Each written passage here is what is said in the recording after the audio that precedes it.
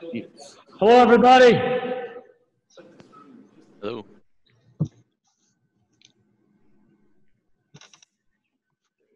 There we go. Up next, Nathan Baird with Cleveland.com and Bill Rabinowitz on deck. Nathan? Hey, Kerry. We were all pretty impressed, or a lot of us were, with what we saw from Seven Banks on that brief look we got of you guys first day of spring camp. You obviously look at him with a little bit more scrutiny than us, though. So just what does he still need to do to impress you by the start of the season? Well, he's got to be consistent in his performance and his preparation, but at the same time, I've been very, very pleased with Seven. I think he's an explosive athlete. I think he's big and long and very much in the tradition of the corners that we've had here at Ohio State. So I'm excited to coach him and see how he fares out there. Next up, Bill Rabinowitz with the Columbus Dispatch and Tim May on deck. Bill? Hi, Kerry. Hi, Bill.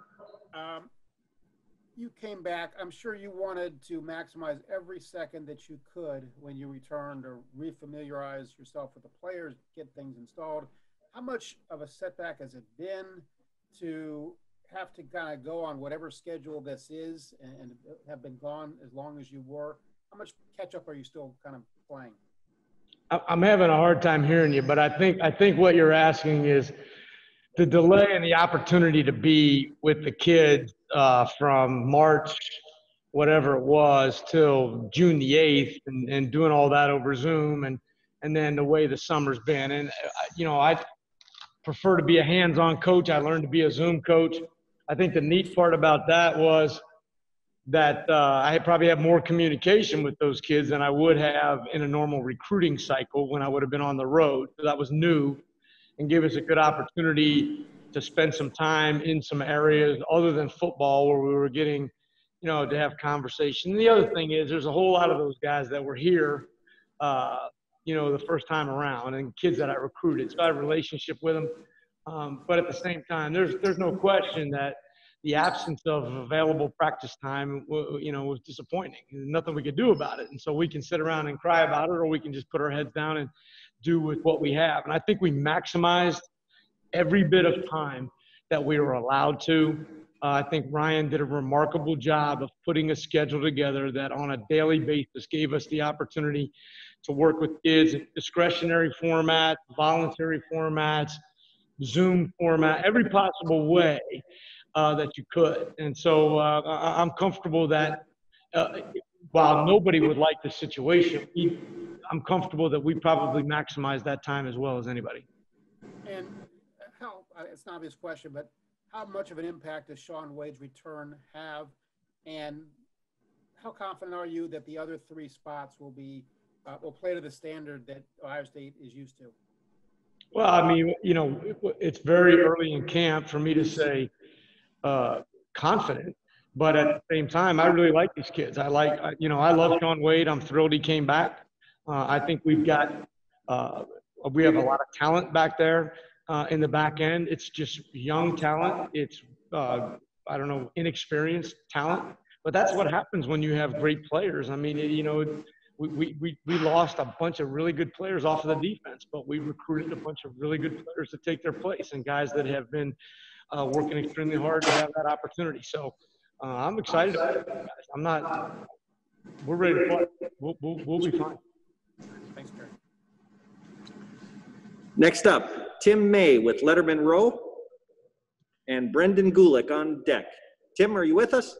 Yes, I am. Thank you, Gary. Thanks for calling on me. Real quick, what does it, if you had to define for someone, what does it take for a player in your mind to be starter capable as a cornerback at Ohio State? What are you looking for the next 5 weeks?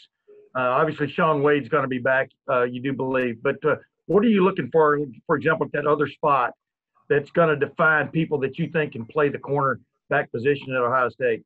Yeah, that's a great question, Tim. I think more than anything, I'm looking for a gritty competitor, a kid that refuses to lose, that it plays with a fearless mentality of my man catches no balls. And that's really the mindset that we have to have play in and play out. physically, I love long, fast corners, and we all know that.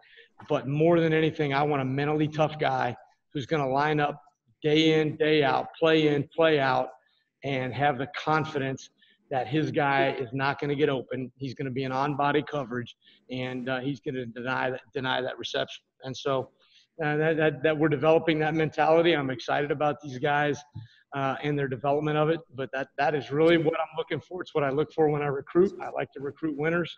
I like to recruit guys that their guy doesn't catch the ball. And if we do that, we've had good days. In the last several weeks, there's been one guy that's kind of jumping out at you that maybe people don't know about right now who could be in that mix. I wouldn't say that. I think everybody knows all the kids that we have here. And I think, we've had some guys that are slowed a little bit by injury and different things like that. But I think that this is the core group of players that everybody has talked about are the guys that are going to go. I think we have a great group of young freshmen and they're talented. They don't know what they don't know yet. And so we're working on that. But, they're learning about the toughness of Ohio State and the culture. And I think those kids are all going to contribute. I think that this season, more than any other, you're going to have to depend on young players and inexperienced players to step in and fill roles. And so we're working really hard on coaching our depth as well. Thank you. Yep. Next up, Brendan Gulick from Buckeyes Now on SI with Bill Landis on deck. Brendan? Hey, Coach, thanks for spending a little time with us. Sure. Pretty clear that the state of Ohio is an important place to you. Born and bred here, coached a lot of football here at all levels, left, and you came back. Why is Ohio football so important to you? Well, it's really everything about who I am from the time I was so glad we're going to get to play and coach. It's been 53 years since I wasn't on a sideline, and I was 4 years old at the time, in a fall. And so it's everything about who I am and kind of how I grew up. My wife and I went to the same high school. Our kids went to that high school. We grew up 2 miles apart from one another. We lived in Cincinnati all our lives and really had no plan to leave there until Urban called, and then that kind of got us moving. But I grew up watching Woody Hayes coach and Archie Griffin run the ball and all the things that a lot of other Ohio people did. And I love this state. I love what you get in Ohio residents. I love, you know exactly what – I'm from the west side of Cincinnati, and you know exactly what you're getting from a west sider. And I found that that's true universally around the state of Ohio. And one of the things that I love the best is when I go somewhere else, invariably somebody is going to say OH, and there's a connection there. So Buckeyes are special people, and I'm just really, really glad to be one of them. Thanks for sharing. Next up, Bill Landis from The Athletic with Austin Ward on deck. Bill? Hey, Kerry. Hey, Bill.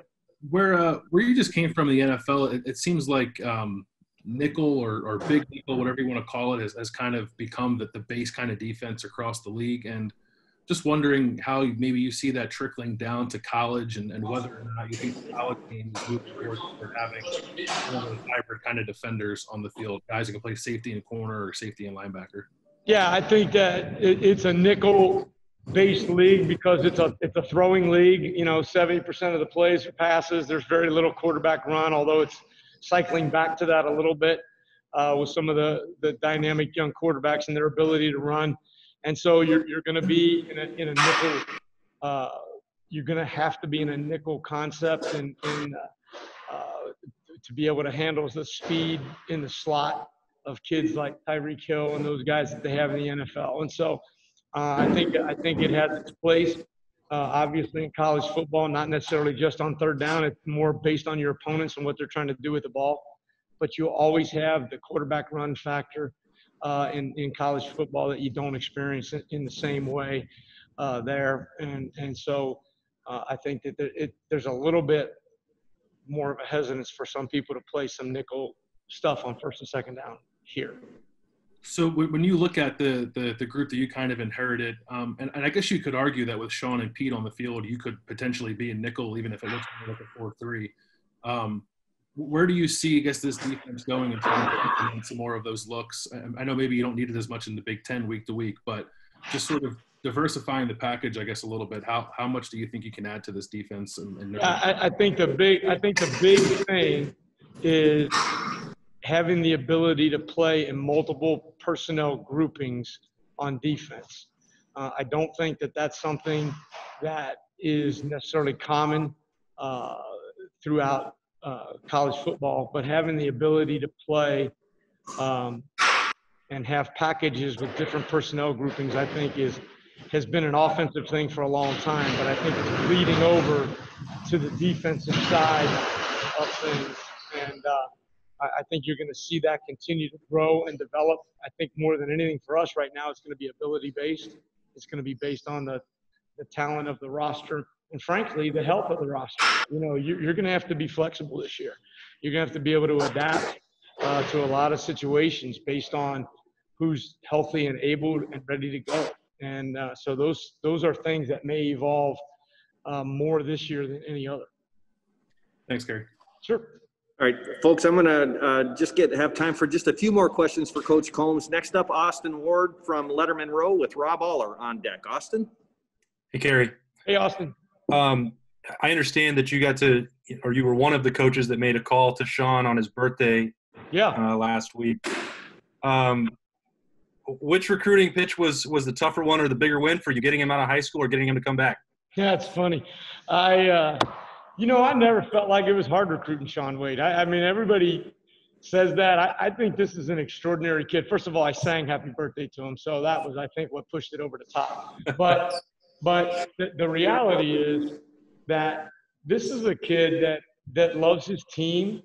He loves his university. You guys remember he committed all the way back when we won a national championship in 2014. He loves to win. I just think he's an extraordinary kid. We've had a great relationship the entire time that we've known each other. Even when I was in Tennessee, and I would text these kids and communicate back with them and encourage them and those kind of things. I mean, I just feel like I've had a great relationship with him all along. And to be honest with you, and the reality is, when a kid says to you, I need you to talk to me like I'm your son, then there's a lot of responsibility that goes with whatever you're going to say to him. And I don't take that lightly. And so our conversations, I tried in every way, shape, and form to talk to him as if he was one of my two sons in the same situation and give him the advice that I would have given them.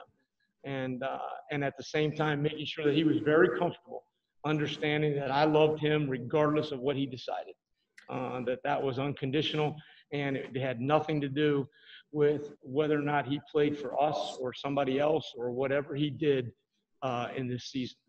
And Jerry mentioned that he wasn't able to practice with you guys quite yet. Is there any concern, or is that just part of this process playing out?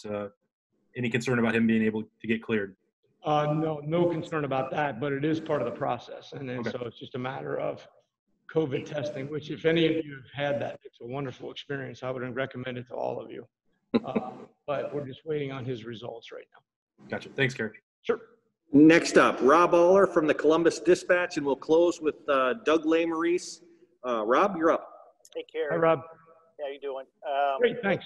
Hey, going back to when you first got here, you coming up with the Best in America tag. Hey, how did you come up with it? But what's the satisfaction now where you are, seeing how successful this whole thing has gone? And can you describe that?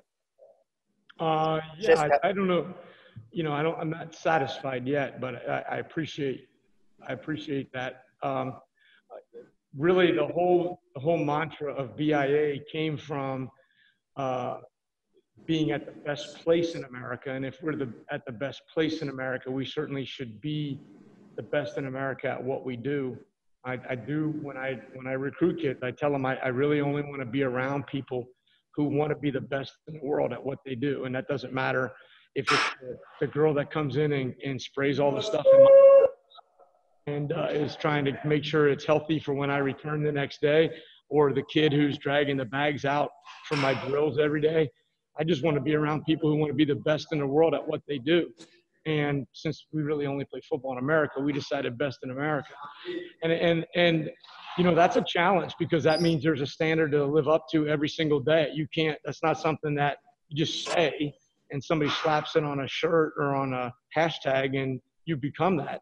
I mean, we try to hold ourselves to be accountable to that every day. And I think the kids have a vision of that. They have an understanding of what's required. They're in communication with our guys who are in the NFL who let them know, you have to perform. You have to perform every day. You've got to, there's a living, breathing standard to live up to. And so I'm really gratified by that. I'm gratified by the kids that are still playing, what they're doing in the NFL. I think it's extraordinary.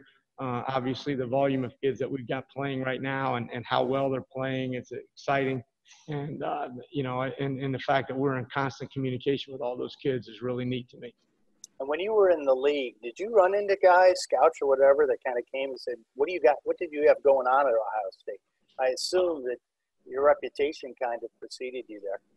Well, I mean, I think that what I told my kids when I left was that I had that opportunity because of the way they had performed and played. And I think that was true. I owed them for that. And so when I got there, obviously there's a lot of questions about the players that the Titans wanted to know, about those kind of things. And so I just tried to coach those guys the same way I tried to coach these guys. And it seemed like we were doing okay there the last couple of years. So, and I think they're going to be really good this year. So, so I don't know. I don't even know if that answers your question, but, I don't think they didn't think we were waving magic wands. We got a great strength coach who trains these kids in extraordinary fashion. We have to compete against the best wide receivers in the country day in and day out. And because of that, you survive or you get eaten alive.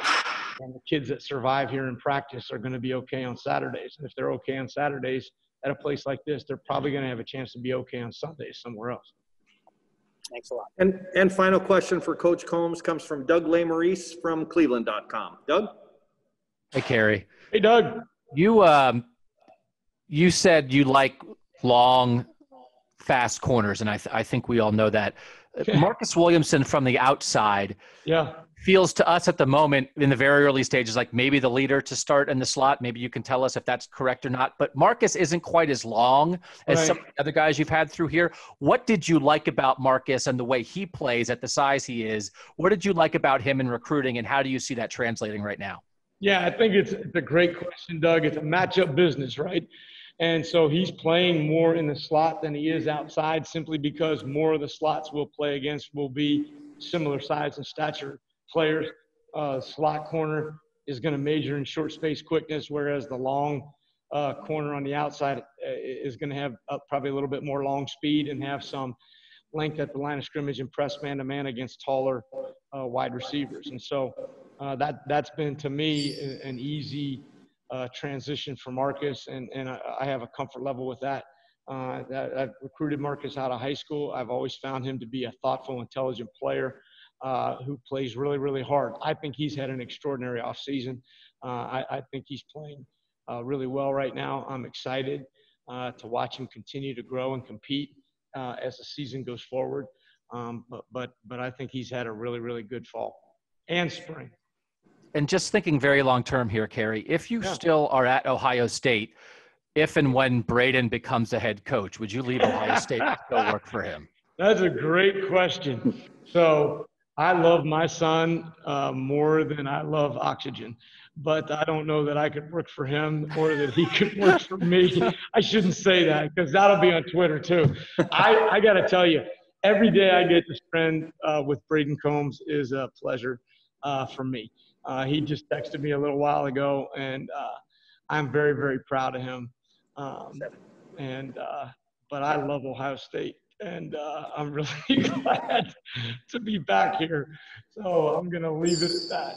Okay. Seems like he's doing good things up there. Thanks, Kerry. I appreciate that, Doug. Thank you. Hey, Kerry, can you just give a Haskell Garrett update at all?